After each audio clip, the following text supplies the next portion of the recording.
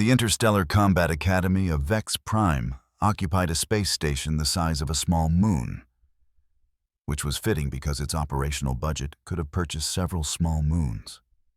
Here, the galaxy's most promising warriors came to learn the ancient art of beating the living daylights out of each other in increasingly creative ways. The facility boasted 300 training halls, each equipped with gravity modulators, atmospheric processors, and medical bays sophisticated enough to reattach limbs that really should have stayed attached.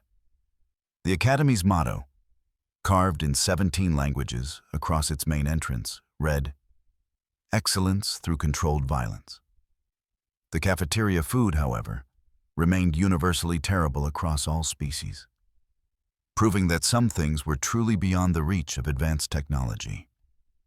The student body represented 47 different species from across 6 spiral arms, each bringing their own unique talents to the art of combat. The Vornaki could phase through solid matter for exactly 3 seconds, which made them exceptional at surprise attacks and terrible at holding their liquor. The Thessian Razorbacks possessed 4 arms and reaction times that made hummingbirds look sluggish. The crystalline Shardborn could alter their body density at will, becoming either diamond hard or flowing like water. And then there were the humans, who had been admitted to the Academy 5 years ago after prolonged debate and several unfortunate incidents that the Galactic Council preferred not to discuss in polite company. Humans occupied a peculiar space in galactic combat doctrine. They were not the strongest species. That honor belonged to the Chromagen, who could bench-press starfighters. They were not the fastest. The Zephyri moved so quickly, they existed in a permanent state of motion blur. They lacked the Mindweaver's telepathy, the Skorathi's venomous biology, or the Draven's ability to breathe fire without requiring a lighter. What humans did possess, however, was a certain unreasonable quality that made other species profoundly uncomfortable. They approached combat with the enthusiasm of someone who had received a surprise birthday party. Except the surprise was violence, and they were very pleased about it. The Combat Fundamentals classroom on Deck 17 could accommodate 60 students and featured walls reinforced with quantum-locked titanium alloy, which said something about the Academy's insurance premiums. Instructor Vex Rahl, a 12-foot-tall Chromagan with more scars than original skin, stood at the front of the combat mat with his forearms crossed in what other species recognized as his "someone is about to learn a painful lesson" pose. His species had evolved from apex predators on a death world, where the plants were carnivorous and the herbivores were just confused carnivores. He had been teaching combat technique for 17 years and had seen every variety of arrogance, stupidity, and overconfidence the galaxy could produce. "Today," Vex Rahl announced in a voice like grinding continental plates, "we practice psychic dampening combat. Your neural inhibitors will prevent lethal intent from translating to lethal action. You can go all out without actually killing your sparring partners, which is convenient because the paperwork for student deaths is extensive, and I find it boring." The class consisted of the usual mix of species, all wearing the Academy's standard combat suits that adjusted to various anatomies. These suits monitored vital signs, displayed tactical data, and most importantly, interfaced with the neural dampeners that prevented training exercises from becoming funeral arrangements. The dampeners were sophisticated pieces of technology that read aggressive intent and automatically limited physical output to non-lethal levels. They worked on the principle that the brain could want to punch through someone's chest cavity, but the dampener would ensure the fist stopped at bruising force. It was like having a very responsible babysitter for one's murderous impulses. Among the students lounged Kex'thor, a Krythian who stood 7 feet of coiled muscle in crystalline scale armor.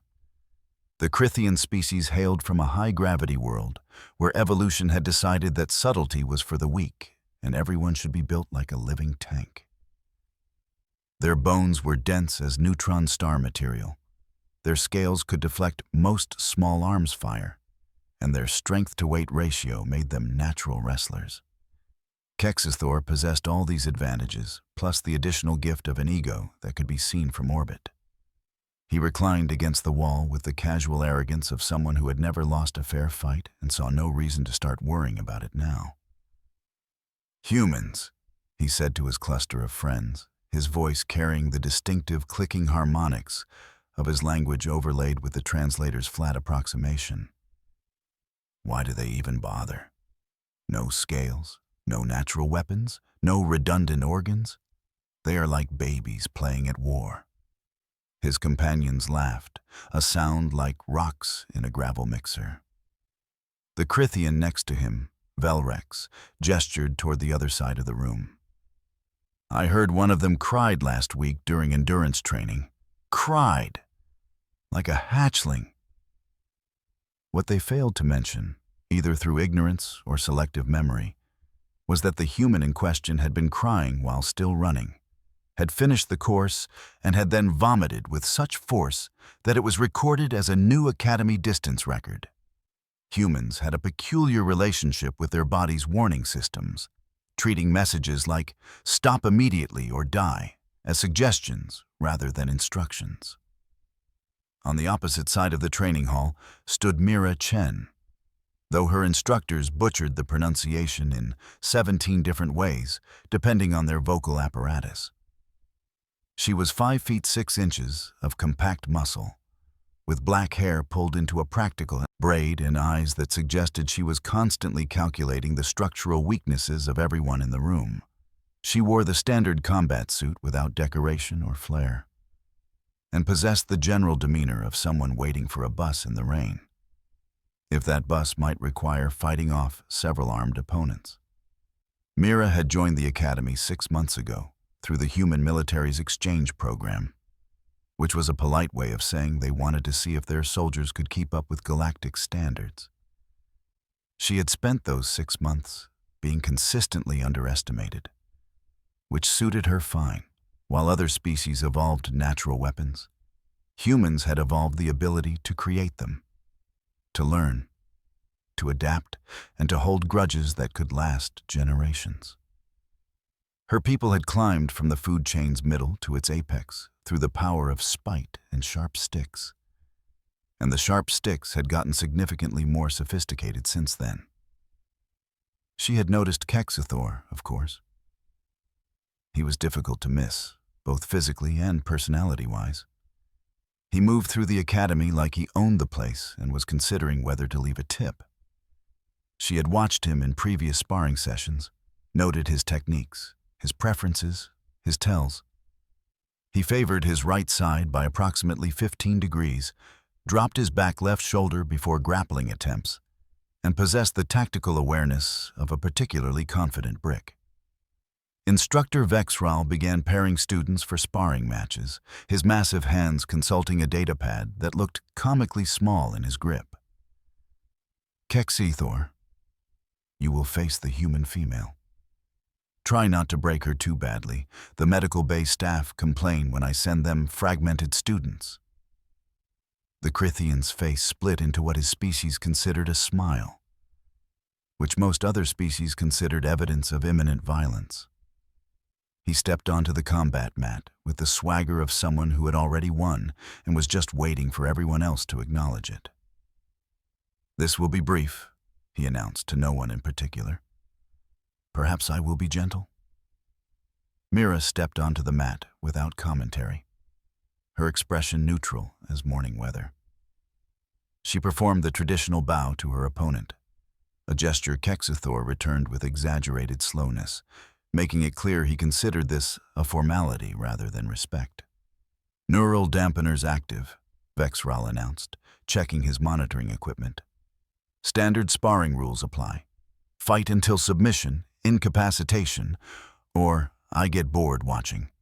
Begin." Kex'thor moved first, because of course he did. He circled right, testing her reaction time with a few probing jabs that could have pulverized concrete. The dampeners caught his strikes, limiting them to merely bone-bruising force, rather than bone-shattering. Mira slipped the first two, blocked the third, and gave ground in a way that suggested retreat rather than strategy. The Krythian pressed his advantage, because that is what confidence does when it meets apparent weakness. He launched a combination attack, fists and elbows flowing in patterns taught by Krythian combat masters over centuries.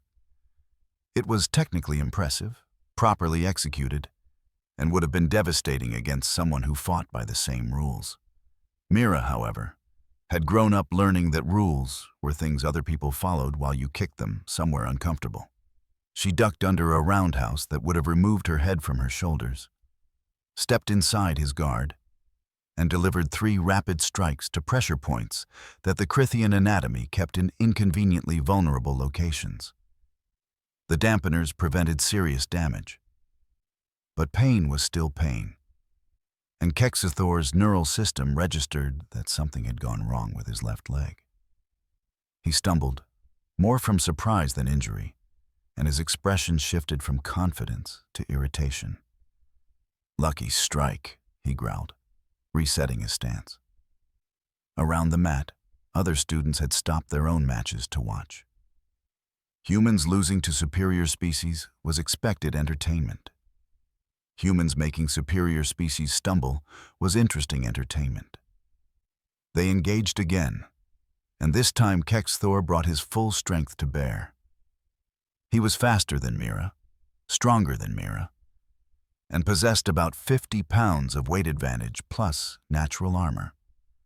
What he did not possess was 300,000 years of evolutionary spite and a childhood spent learning that the universe was not fair. So you might as well cheat. Mira gave ground again, letting him drive her backward across the mat, her defense seemingly desperate. Kex'thor's friends cheered, shouting encouragement in their clicking language. The Krythian allowed himself a moment of satisfaction, which in combat is roughly equivalent to handing your opponent a written invitation to wreck your day. He reached out, almost contemptuously, and grabbed her braid. It was a dominance gesture in Krythian culture, claiming control of an opponent's head. He yanked backward, intending to expose her throat for the finishing strike that would end this farce. Mira moved with him, not resisting the pull, but accelerating into it, converting his strength into momentum. Her hand, which had been protecting her ribs, shot forward with her fingers extended in a strike that targeted the exposed neural cluster at the base of his throat. The dampeners caught it, prevented the strike from crushing his windpipe, but could not prevent the neurological feedback that made his entire body convulse. Before he could recover, she twisted in his grip, using his own hold on her hair as an anchor point. Her leg swept behind his, catching the knee that was already compromised from her earlier strikes. Gravity and leverage did what muscle could not, and Kex'thor found himself falling, which was a novel experience for someone who typically did the throwing. He hit the mat hard, his back slamming against reinforced padding with enough force to knock the wind from his lungs. Mira followed him down, her knee driving into his solar plexus with precisely calculated force. The dampeners prevented broken ribs, but they could not prevent the fundamental understanding that he was, for the first time in his academy career, genuinely outmatched. "You pulled my hair," she said, her voice calm as someone commenting on the weather. "That was rude." Kex'thor tried to throw her off, using the strength advantage that should have made this trivial. She rode his movement, shifting her weight like water, and her elbow found the pressure point behind his jaw that made his vision sparkle with involuntary neural fireworks.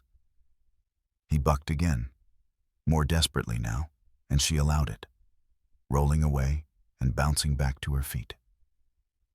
The Krythian rose more slowly, his crystalline scales flushed with the purple hue that indicated elevated stress responses. Around the mat, silence had replaced the earlier commentary. Students watched with the fascination of people witnessing something that violated their fundamental understanding of how the universe worked. "Lucky," Kex'thor repeated. But his voice carried less certainty now. He charged, abandoning technique for pure aggressive fury. It was a mistake. But pride makes people stupid, and Kex'thor had plenty of pride to spare. Mira did not retreat this time. She moved forward, inside the arc of his charge, too close for his longer limbs to generate proper force. Her strikes came in rapid succession, each one targeted with surgical precision at nerve clusters, joint weaknesses, and the small gaps in his scale armor that evolution had failed to cover. The dampeners worked overtime, preventing crippling damage. But they could only do so much against someone who understood anatomy as a collection of exploitable failures.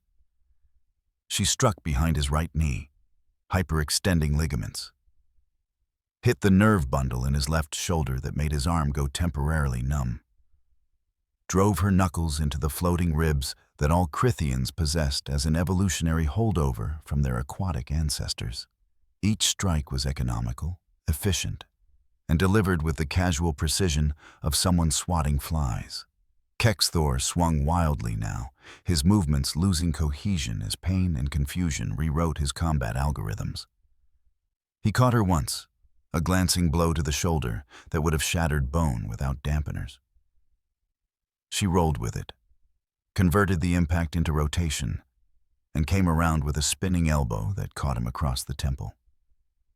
His eyes lost focus. Not from the impact alone, but from the cumulative effect of 17 precisely targeted strikes to his neurological system, each one individually minor, but collectively devastating. It was death by 1,000 cuts, except the cuts were controlled and the death was just his dignity.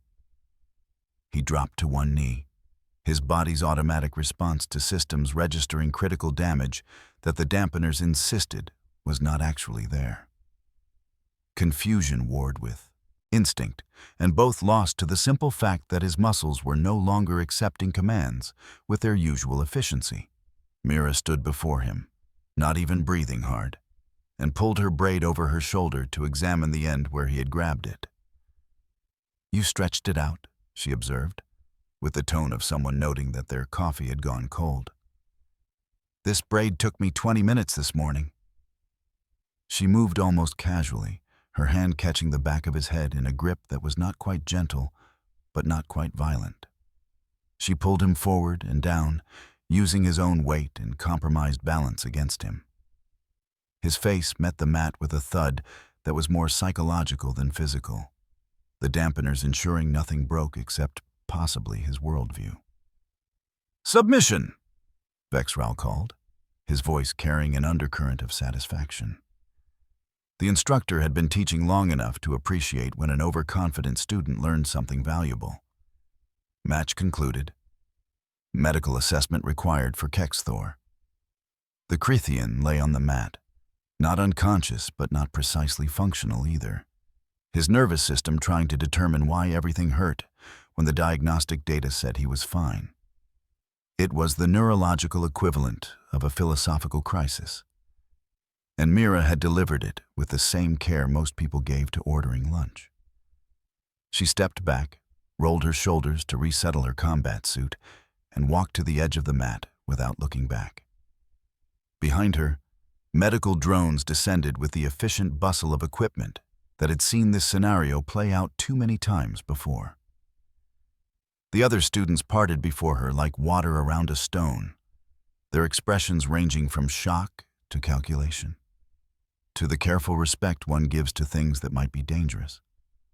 She ignored them, collected her water bottle, and took a long drink while watching instructor Vexral help Kex'thor to his feet.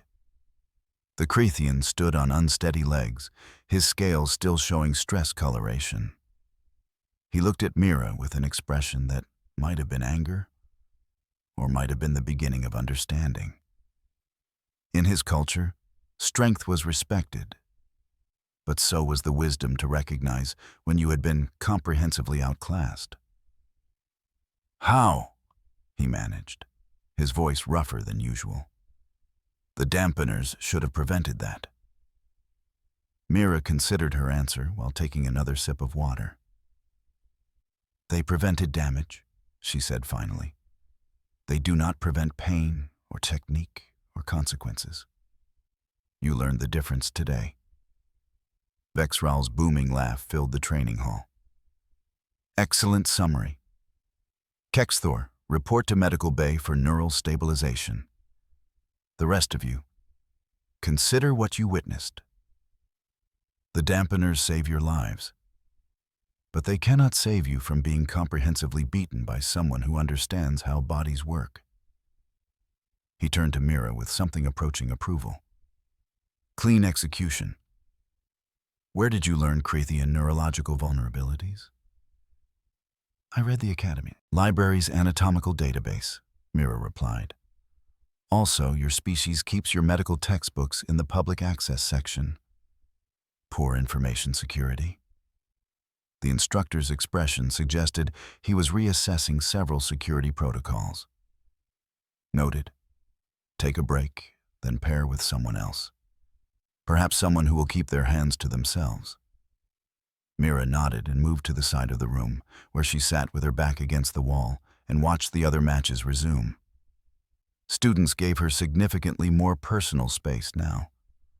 A buffer zone of respect mixed with uncertainty. She did not mind. Personal space was underrated. Across the hall, Kex'thor limped toward the exit with the assistance of a medical drone, his friends trailing behind in subdued silence. The betting pool that had existed regarding the match's outcome had dissolved into arguments about technicalities and whether anyone had actually won anything.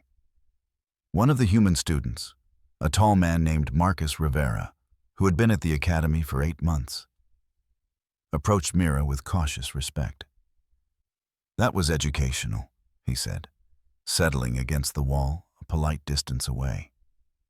Did you really study all the species' anatomies? Just the ones that looked like they might start something, Mira replied. Seemed practical? How many is that? All of them. Marcus laughed, the sound carrying genuine appreciation. You have a gift for making friends. I have a gift for ending fights, Mira corrected. Friends are optional. Not losing is not. They watched in companionable silence as Vexral paired off the remaining students for sparring sessions. The matches proceeded with noticeably more caution than before, students circling each other with the wariness of people who had been reminded that assumptions were dangerous. By the time the class period ended, news of the match had spread through the Academy's social networks with the speed that gossip achieves in closed environments. By dinner, 3 different versions of events circulated, each more embellished than the last. By the following morning, station legend had transformed it into an epic confrontation where Mira had supposedly defeated Kex'thor while blindfolded and humming show tunes. Mira ignored the attention with the practiced ease of someone who had learned that reputation was just organized rumor. She attended her classes, completed her training exercises, and studied the anatomical weaknesses of the species she had not yet memorized. The Thessian razorbacks, she discovered, had a fascinating vulnerability in their tertiary nervous system. She filed that information away for future reference. Kex'thor returned to classes 3 days later, moving with slightly more caution and significantly less swagger. He nodded to Mira when their paths crossed in the corridor outside the combat hall, a gesture of acknowledgement that his species gave to warriors of proven capability. She returned it, the brief exchange carrying more meaning than conversation could have managed. In the following weeks, something interesting happened. Kex'thor stopped lounging during classes and started paying attention. He asked questions about technique, about leverage, about the places where strength became a disadvantage. He stopped treating sparring as a demonstration of dominance and started treating it as education. His friends, observing this transformation, gradually followed his example. The human students, meanwhile, discovered that their reputation had shifted. Where once they had been dismissed as soft-skinned curiosities playing at warfare, they were now regarded with cautious interest. Other species began asking questions about human combat techniques, about their training methods, about the philosophy that treated every fight as solvable problem, rather than a test of natural advantages. Instructor Kex'thor watched these developments with the satisfaction of someone whose job occasionally produced results beyond simple competence. During one afternoon session, he paired Mira and Kex'thor again, interested to see what 6 weeks of reflection had produced. They bowed to each other with genuine respect this time. When the match began, Kex'thor did not charge. He circled, observed, tested her defense with careful strikes rather than overwhelming force. He had learned that strength without strategy was just violence waiting to be redirected. The match lasted longer this time, both fighters adapting to each other's techniques in real time. Kex'thor used his strength intelligently now, creating opportunities rather than relying on natural advantages. Mira found herself actually working, her movements less economical as she dealt with an opponent who had learned from his mistakes. In the end, she won again, but it was closer. Kex'thor submitted when she achieved a joint lock that the dampeners could not make comfortable, and he did so with the calm acceptance of someone who understood that losing was just another form of learning.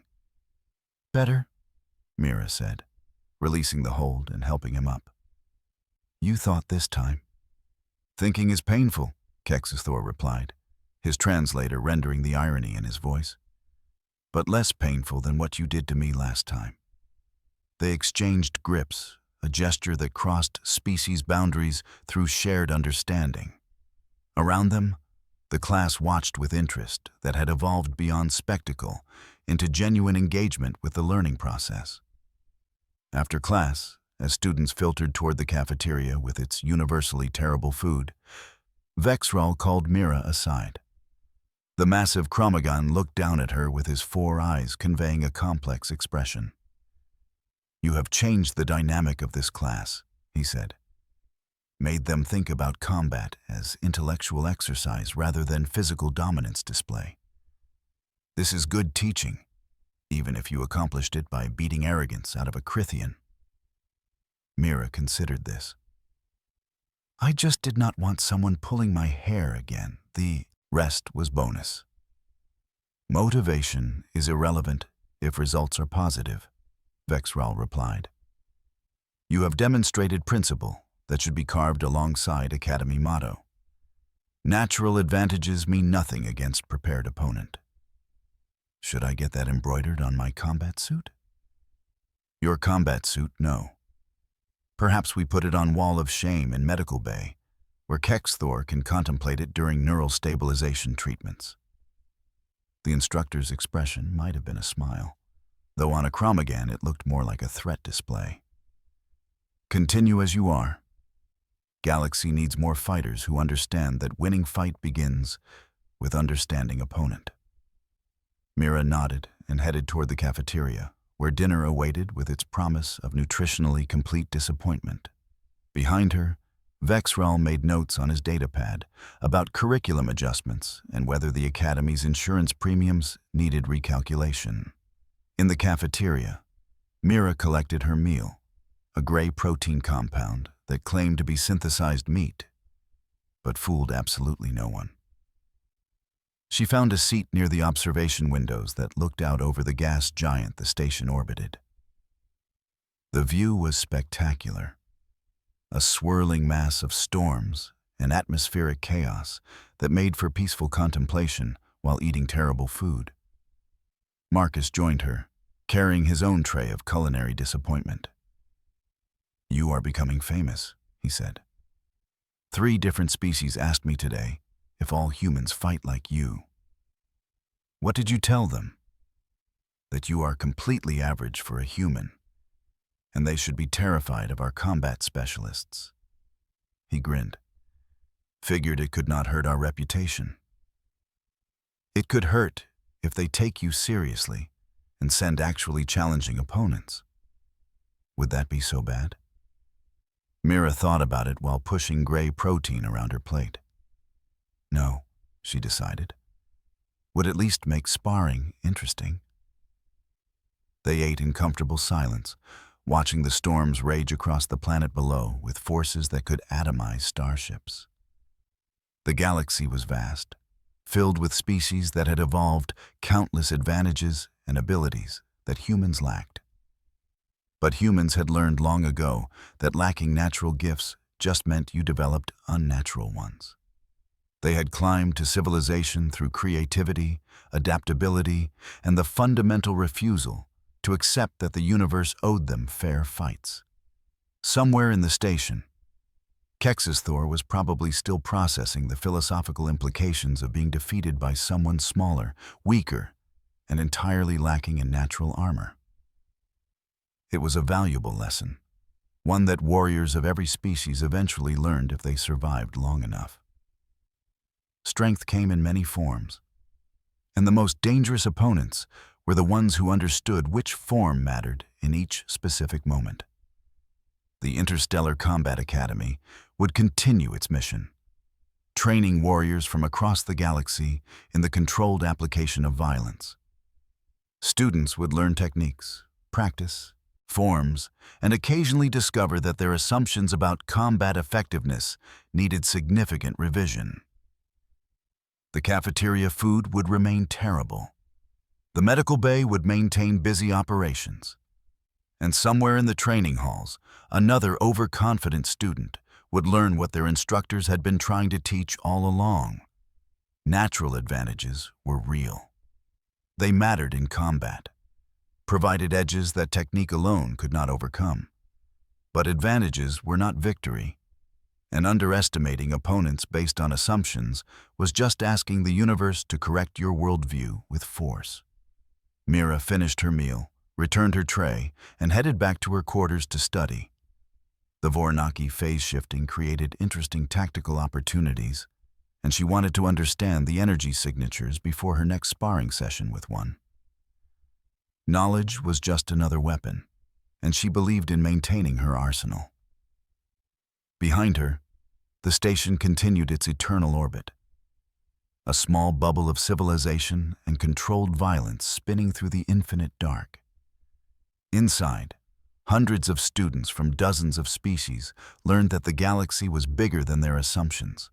Combat was more complex than their instincts, and sometimes the most dangerous thing in the room was the quiet person studying everyone else's weaknesses. And sometimes, just sometimes, pulling someone's hair in combat class turned out to be the beginning of a very educational experience in humility, delivered with the precise application of neurological pressure points and the cold satisfaction of someone whose morning hairstyle had been rudely disrupted. The Academy's motto remained unchanged, carved in 17 languages for 17 species to contemplate. But somewhere in the training halls, a new understanding had taken root. Excellence through controlled violence was important. But so was the wisdom to control your assumptions before they got you dropped on your face by someone who had done their homework. And that, the galaxy would gradually learn, was very much a human approach to problems. They lacked scales, claws, telepathy, and most natural advantages. But they possessed something equally dangerous: the stubborn insistence that limitations were just puzzles waiting for creative solutions. And every fight was winnable if you were willing to study, adapt, and aim for the nerve clusters. In combat class, he had pulled her hair. She had responded by pulling apart his understanding of how fights worked. In retrospect, which was always clearer than foresight, it was obvious which approach would prove more effective.